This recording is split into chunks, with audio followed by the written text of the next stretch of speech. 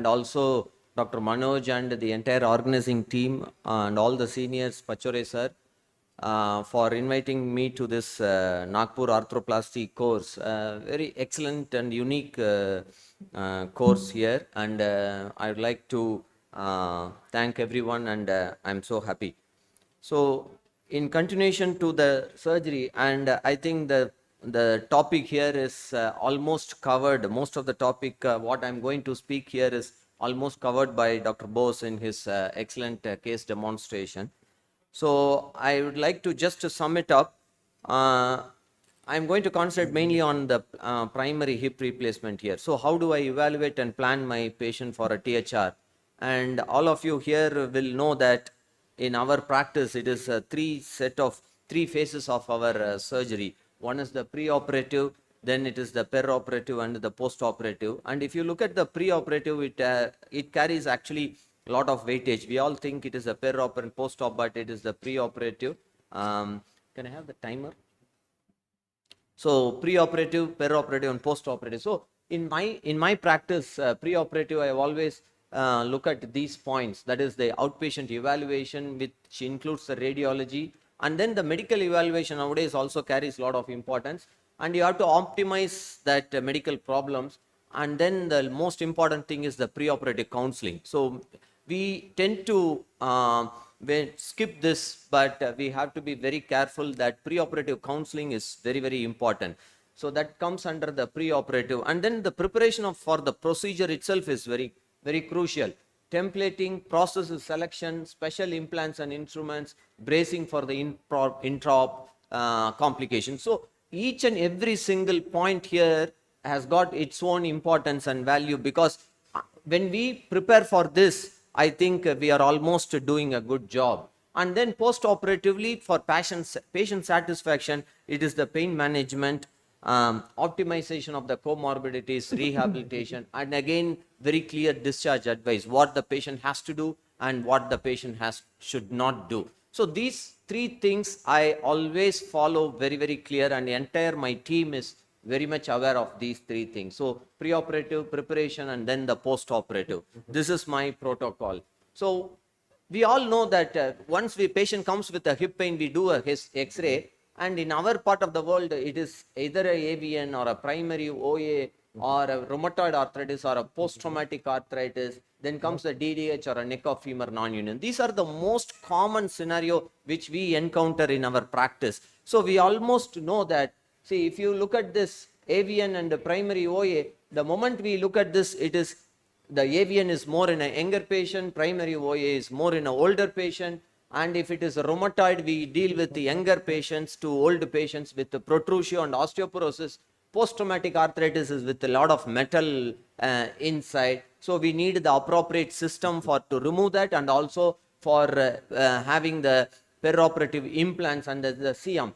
So then comes the DDH, we need the special instruments, special implants, and then the neck of femur non-union, we need proper counseling and also certain instruments, implants. So once we deal with this X-rays, then we know what we are going to face, and then we have to prepare our whole surgery. So proper X-ray, always true AP and lateral, make it a must, no compromise on that. Proper AP and lateral, then you do I always do this magnification X-ray.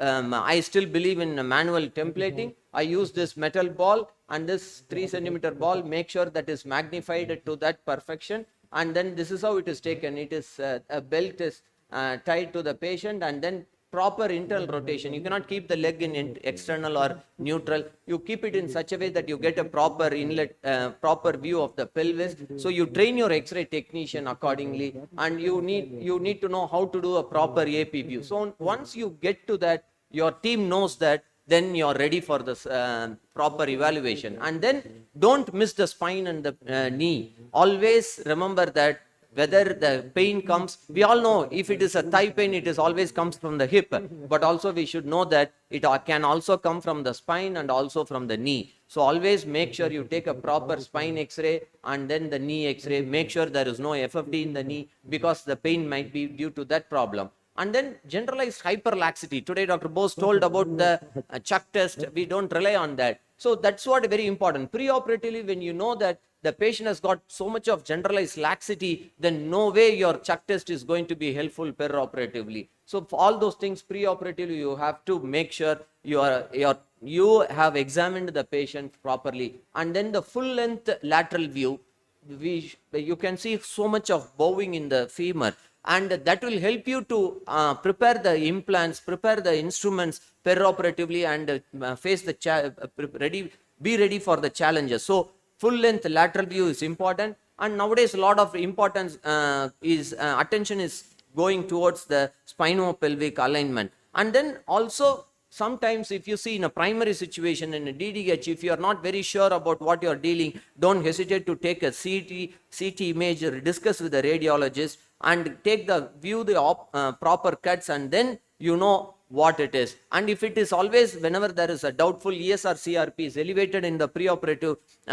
medical evaluation, don't hesitate to do a MRI. I'm always convinced that if the patient has got not satisfying radiological features compared to his pain, always don't hesitate to take an MRI of the pelvis, and also screening of the LS spine, to avoid all surprises. So MRI is very important. Obviously the blood investigations, I give a lot of importance to diabetes, and also this hypoalbuminemia, nutritional status. So these two things I always take into consideration. If you look at the diabetes mellitus, hypertension, and ischemic heart disease, don't hesitate to involve the endocrinologist and the cardiologist, and also make sure your nutritional status is also improved. So then comes the templating. Here all the seniors will accept that templating is very important. You have to anticipate the potential difficulties. For the template is helping to avoid the limb length discrepancies, and the offset template helps you. So in the manual templating, this is how my team, we do the templating.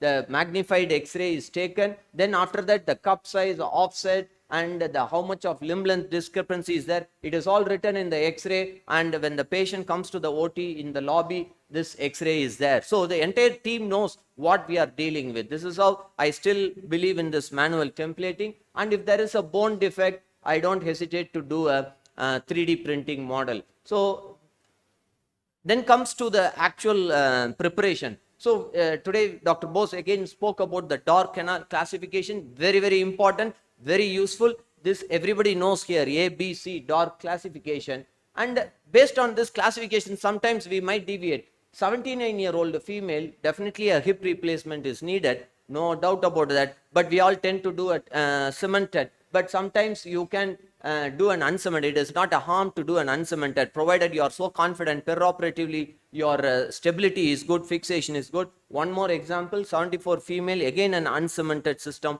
both sides is used. This is what DOR type A. So you know that you are dealing with a DOR type A on the left side. So my go-to stem is always a type 1 stem, proximal coated stem is my first stem of choice in a DOR type A. Otherwise, if you don't have a stem like that, then you have to be prepared to open out the canal in the DOR A. So for that you need to use, I always have this reamers in my OT. So use this reamers. Don't get a distal fixation before your proximal fixation, as we know that. So DOR A, and this is what the collared stem is very useful. If you don't have, use the reamers. And again, one more next type is a DOR type B. I use a corail stem in a DOR type B uncemented system. DOR type B, one more example, 34-year-old female rheumatoid. But if your reaming is proper, you can get away with a regular uncemented proximal coated stem with a ceramic head, highly cross-linked poly. This is my go-to combination: uncemented cup, ceramic head, highly cross-linked poly, type 1 stem, single wedge, probably a Aclade 2 or a ML taper kind of stem. This is my go-to stem. 66 DOR type C, uncemented, yes, you can do that provided the fixation is good.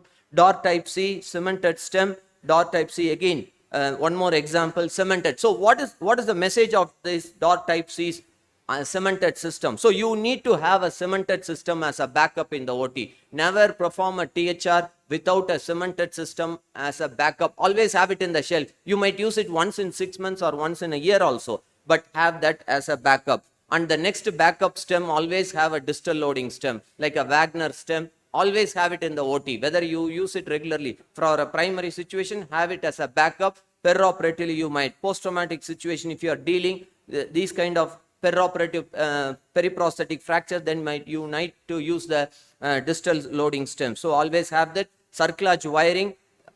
Whenever you encounter a periprosthetic fracture, you need to use that. So if you, sometimes patient might have this kind of generalized ligament laxity, you have to deal with that. Don't rely on the chuck test. Uncemented cups, always the go-to stem.